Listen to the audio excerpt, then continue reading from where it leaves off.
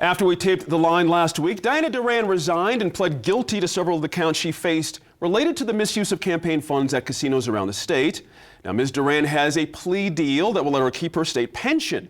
She served as an elected official, of course, for decades. And so what do you think about Ms. Duran's plea deal? You can tell us what you think on our website. That's NewMexicoInFocus.org, or connect with us through social media. We're on Facebook and Twitter.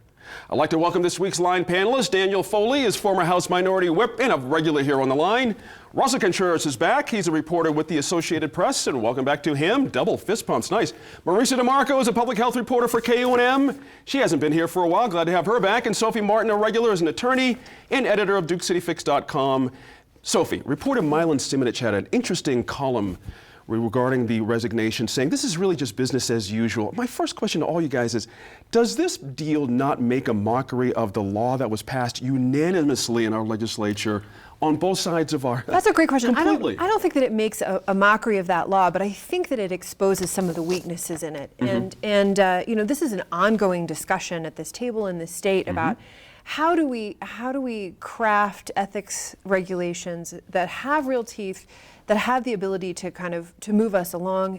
And what we're seeing here is, it seems to me, this was a good effort, but there are still some gaps in it. And the arguments that we're hearing right now about, well, you know, Ms. Duran didn't do these things as Secretary of State. She did them as a candidate. Maybe that's a loophole that needs to be addressed. Right. But at the end of the day, I think what we also see is the real desire on the part of folks in the judicial system, our Attorney General, attorneys, et cetera, to craft deals and not take these things to trial. And that really is at the heart of a lot of what we see in the courts. Right. Would that match, Russell Contreras, the public's expectation when they hear, you know, as this, I mean, there was a lot of chest pounding.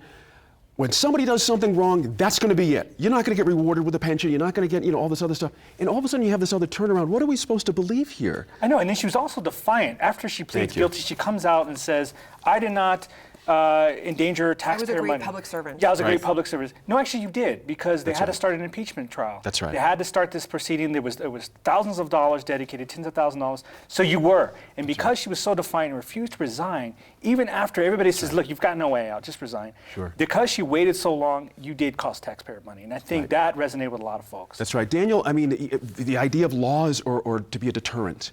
You know, is anyone deterred here from doing anything? If you're really going to, do you guys expect anybody not to get their pension ever? Let me say one thing about the deterrent part. I don't think laws deter criminals from committing crimes. Laws are there to hold people accountable for what they do. Fair enough. I don't think anybody says, hey, if I had one more law out there, I wouldn't commit the crime. Right. I think the problem is, in this scenario that we're talking about right now, as an elected official that was there when we started talking about this stuff, I don't think the thought process behind the legislature was, what are we going to do about an elected official that takes private money for a campaign and does this? That's a good point. It was more about, what do we do with the elected official that takes the taxpayers' money? Right. That in their position as an office holder either abuses that position or takes the money, whether it's through a capital outlay project or uses their position to grant contracts. So this is kind of as everything is, this is kind of a machination of the process that now we have an individual like, all right, well, they didn't steal the tax dollars. They didn't steal the general fund money. They stole, they misused, whatever term you want to use, the private money that was given to them for their campaign.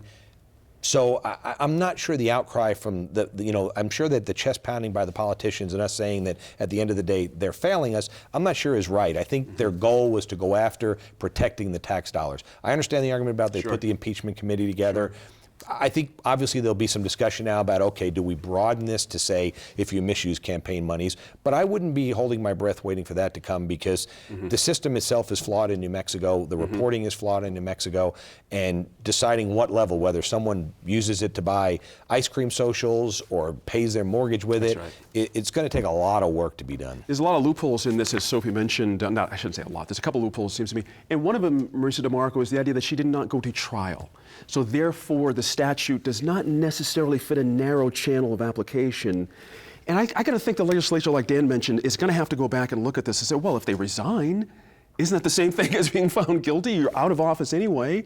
Why shouldn't you lose your pension? I mean, would you anticipate people taking another look at this because of things like this? Yeah, I think the legislature will have to go back and look at the law. And I think we see all kinds of measures to hold people accountable go through the legislature, and whether they make it out on the other side with any teeth or with any guts is another question. And that's really, I think, kind of the issue, is that I think among readers and audience and citizens that there's a lot of fatigue about these kind of stories. point. I think people are tired of hearing about corruption at this level, and it makes people disinterested in state politics. And the idea of accountability, nobody wants anybody to be broke and impoverished in our lives, but it's at some point there has to be accountability, so we'll see what happens. Up next, the city of Albuquerque agreed 1 year ago to make changes in policy and practices at APD. Are those changes happening?